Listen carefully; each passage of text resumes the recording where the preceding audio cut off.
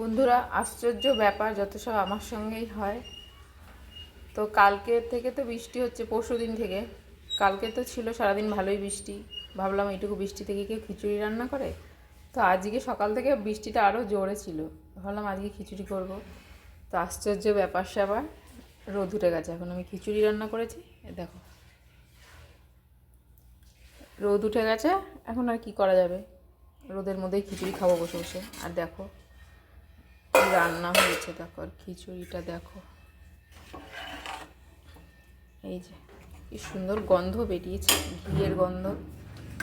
আর এই দেখো পাঁপড় ভাজা, আর এই ভেন্ডি ভাজা, আলু ভাজা। ভাত খাবে যে ভাত খাওয়ার, সবাই তো খিচুড়ি ভালোবাসে না, ভাতও আছে। আর এই যে আলুর দম করেছি, আর আচার আছে, কুলের আচার, ওই দিয়ে খাওয়া হবে। তো চলে আসো, একসাথে খাওয়া দাওয়া করি।